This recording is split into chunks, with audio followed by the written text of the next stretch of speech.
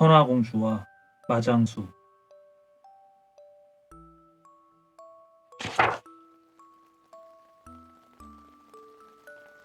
백제 30대 왕인 무왕의 이야기다.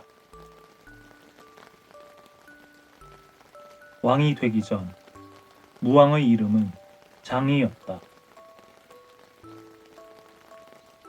장의 어머니는 일찍 남편을 여의고 사비의 남지라는 연못 근처에 집을 짓고 혼자 살고 있었다. 그러던 어느 날이었다. 연못에 사는 용이 물 밖으로 나와 하늘로 치솟는가 싶더니 이내 어머니의 몸을 휘가 맞다. 어머니는 너무 놀라 그만 정신을 잃고 말았다. 그리고 얼마 뒤 아들을 낳았는데 바로 그 아이가 장이었다. 장의 어릴 적 이름은 서동이었다. 말을 캐는 아이라는 뜻으로 사람들은 모두들 장을 서동이라고 불렀다. 살림살이가 너무나 어려워 늘 산에서 말을 캐다가 그것을 팔아 생활을 꾸려나갔기 때문이다. 서동은 홀어머니를 모시고 매우 가난하게 살았지만 어렸을 때부터 재주가 많고 마음이 너그러웠으며 생각도 깊었다. 그래서 마을 사람들은 서동을 좋아했다.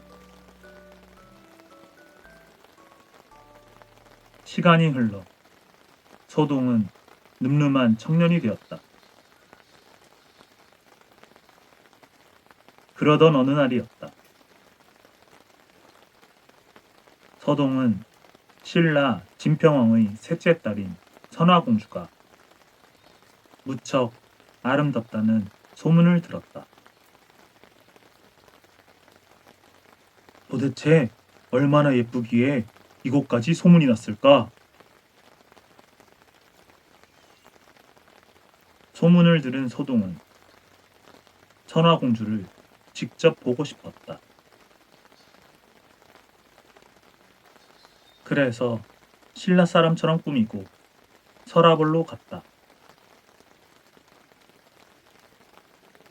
국경을 넘어 서라벌까지 무사히 숨어 들어간 서동은 아이들에게 말을 나누어 주었다. 아이들은 말을 맛있게 먹었다.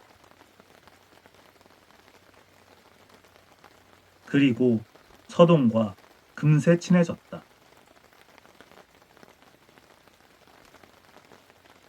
며칠 뒤 서동은 동요를 지었다. 그러고는 자신을 따르는 아이들을 불러 모아 물었다. 너희들 맛있는 마는 얼마든지 줄 테니 내가 알려주는 노래를 큰 소리로 부르고 다닐 수 있겠니? 정말요? 야, 신난다. 노래라면 저도 자신 있어요. 아이들은 맛있는 말을 실컷 먹을 수 있다는 생각에 신이 나서 소리쳤다. 자, 그럼 지금부터 내가 알려주는 노래를 잘 듣고 따라하거라. 선화 공주님은 남몰래 시집가서 서동이를 밤마다 안고 간다. 아이들은 무슨 뜻인지도 모르고 서동이 시키는 대로 열심히 노래를 부르고 다녔다. 노래는 금세 퍼져나갔다. 며칠 지나지 않아 서라벌 거리에서 이 노래를 모르는 사람이 없을 정도였다. 사람들은 여기저기서 수군거렸다. 이봐! 소문 들었나? 전하공주님이 글쎄. 요즘 그 소문을 모르는 사람이 어디 있나? 정말 망측한 일이야. 빨래터에 모인 아낙네들도 수군거리기는 마찬가지였다. 공주님이 밤마다 서동이라는 총각과 만난다며? 아니, 서동이라면 장터에서 말을 파는 마장수 아닌가요?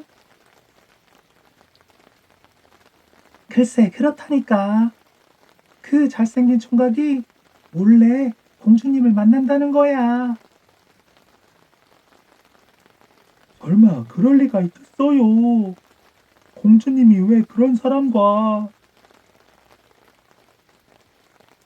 온 마을에 소문이 짜게 퍼졌다니까 그래.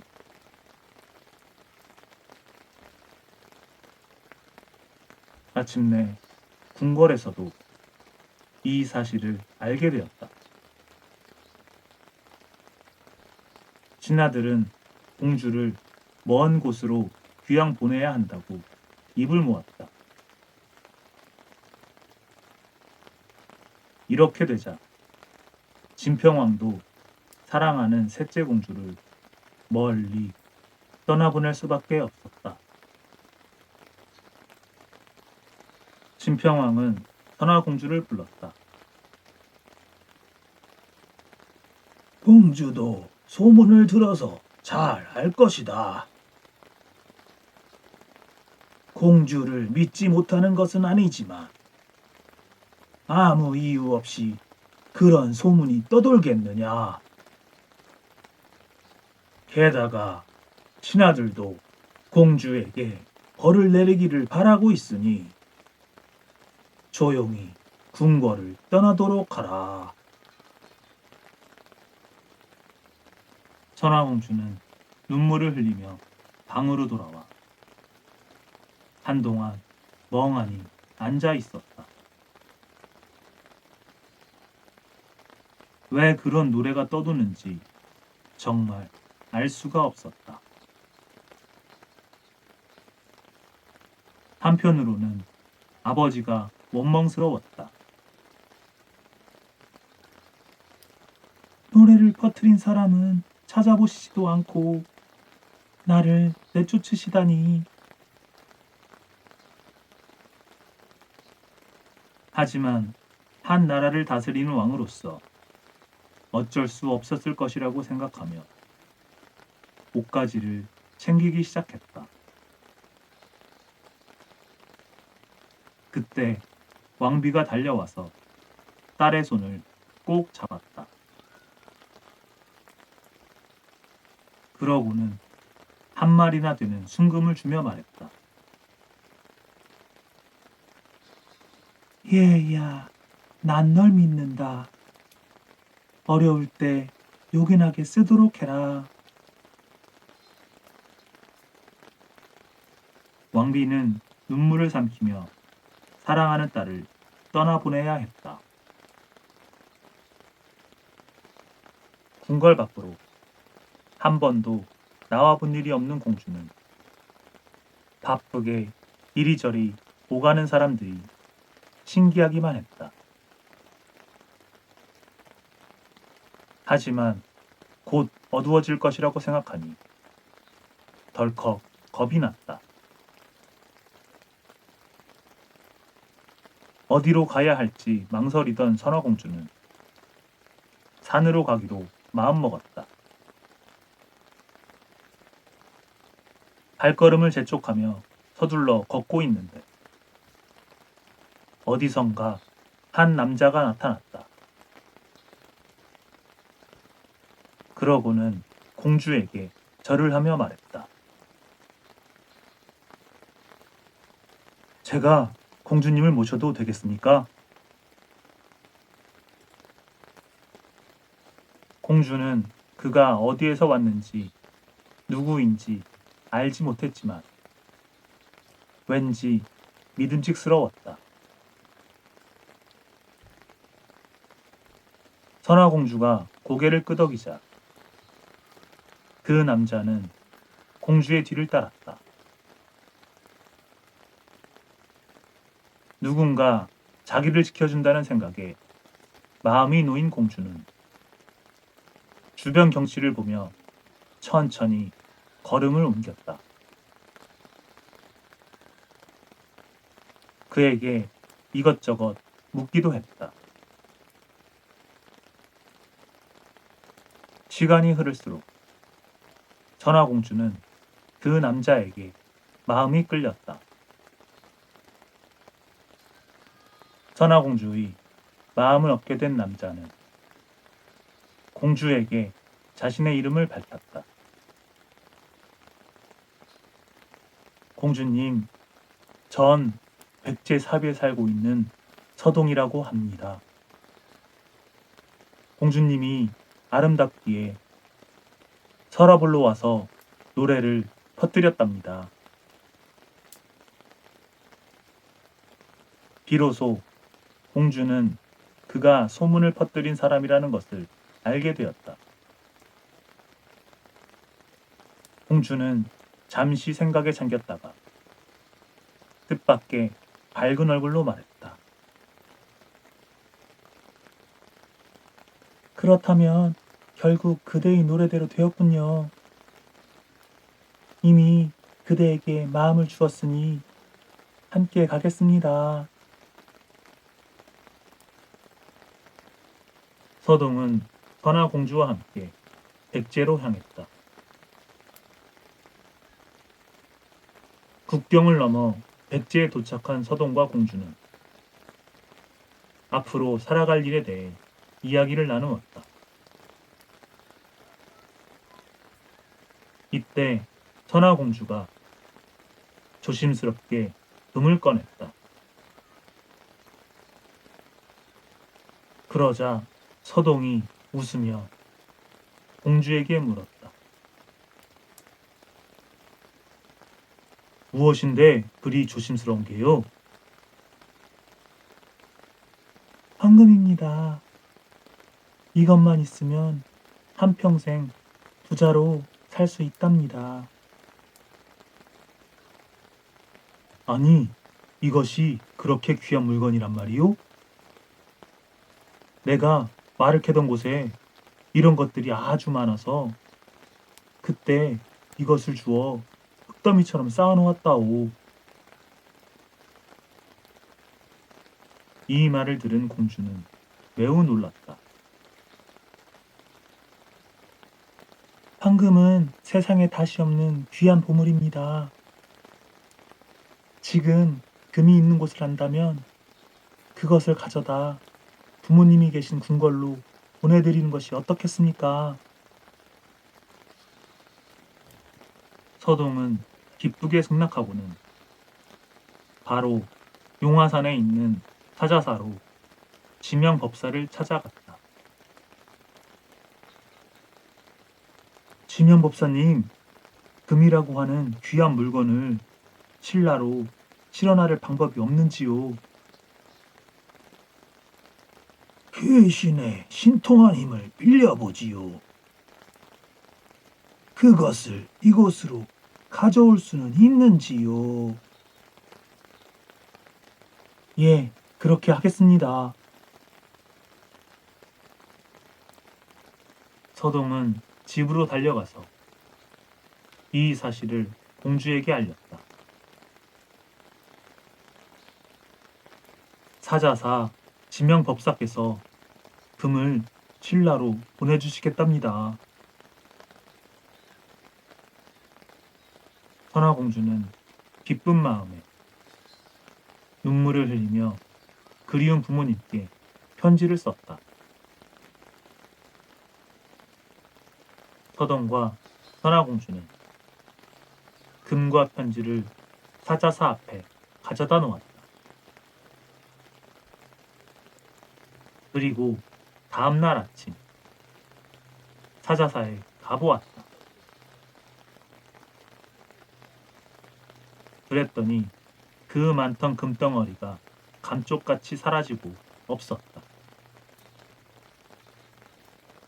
지명법사가 정말 하룻밤 만에 금과 편지를 신라 궁궐로 모두 옮겨놓은 것이었다. 한편 신라에서는 한바탕 소동이 벌어졌다. 귀한 금덩어리가 궁궐마당에 산처럼 쌓여 있었기 때문이다. 신하의 말을 듣고 달려나온 진평왕은 눈부신 금덩어리와 편지를 보고 깜짝 놀라 입을 다물지 못했다.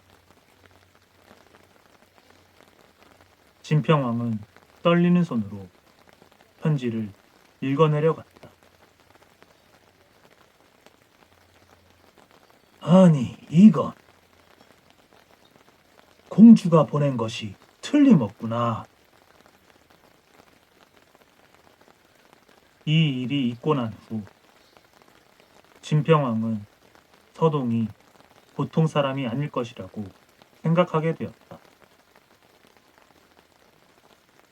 그래서 서동을 믿고 아끼며 늘 편지를 띄워 딸과 사위의 안부를 물었다. 이렇게 진평왕의 마음을 얻게 된 서동은 백제 백성들의 믿음도 얻어 백제의 무왕이 되었다. 무왕은 부처님을 섬기며 나라를 잘 다스렸다.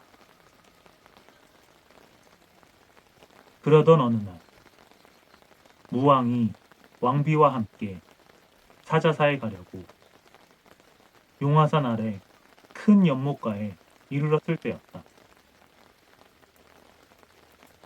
갑자기 연못 한가운데에서 미륵 부처님이 나타났다. 무왕과 왕비는 수레를 멈추게 했다. 그리고 절을 하며 정성을 들였다. 왕비는 무왕에게 간절히 말했다. 이것은 틀림없이 부처님의 뜻이옵니다. 그러니 이곳에 꼭 큰 절을 지어 주시옵소서. 무왕은 왕비에게 청을 들어주겠다고 약속하고 바로 지명법사를 찾아가 연못을 메울 일을 의논했다. 지명법사, 네, 다시 그대의 힘을 빌리려고 하오. 저에게 맡기시옵소서. 그날 밤 지명법사는 신비스러운 힘으로 산을 헐어 연못을 메웠다. 그렇게 만들어진 평지에 미륵불상 셋을 모실 장갑과 탑과 벼체를 각각 세 곳에 세웠다. 그러고는 절 이름을 미륵사라고 했다. 한편 진평왕은 무왕이 절을 짓는다는 소식을 전해 듣고는 여러 분야의 기술자들을 보내 그 절을 짓고 꾸미는 일을 도와주었다. 무왕과 왕비는 절을 짓고 나서 부처님을 섬기며 행복하게 살았다고 한다.